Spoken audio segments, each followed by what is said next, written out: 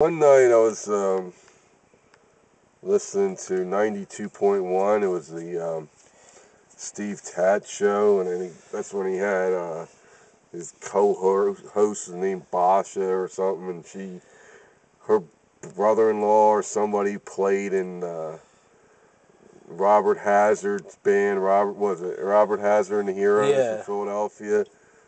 So I don't know how this came up. I guess they had this producer named Norm. I mean, when he was telling the story, after he told the story, I thought he was Norm from Cheers. You know, the guy that's a drunk at the table, and sits at the table remember that guy that was on Cheers? You mean the big heavy set guy? Yeah, he used to always be a drinker or whatever.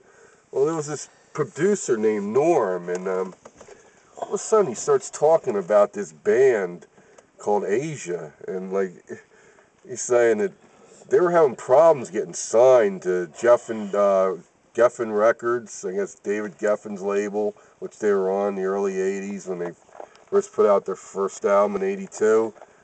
And he was saying, this band, their guitarist sucked, their drummer was really lame, and I'm sitting there and I'm listening to this and I'm saying, I'm cringing, am I actually hearing this through my radio speaker? That this guy Norm, this producer of this Steve Tat show on WVLT, is actually saying this? That the drummer from Asia is lame?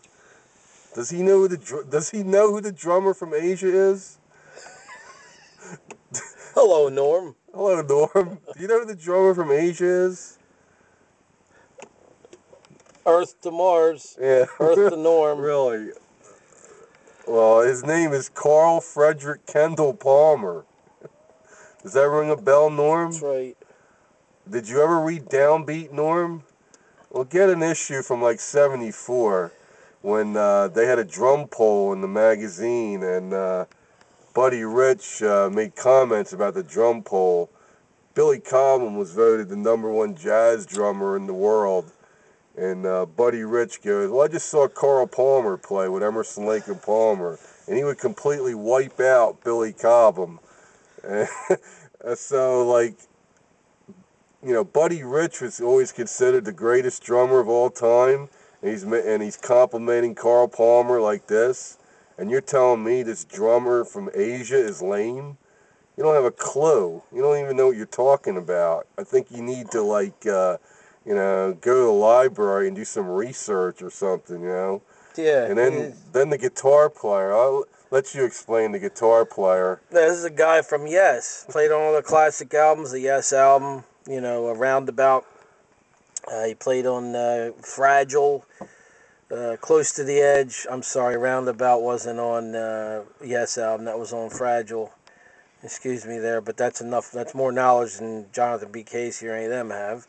But anyway, then you got Close to the Edge, and you got all them albums. A great guitar player on there. If you ever heard of Steve Howe, I'm thinking maybe this guy thought that Asia was just some new group from Asia, the continent Asia or something. He didn't know who they were. Maybe he thought they came out of a jungle or desert somewhere. I think Steve Howe was from that progressive school of guitar players. It was really great on electric and acoustic. Yeah. Like Lake was like that in a way. Well, Lake wasn't that great on lead, but he was an outrageous bass player.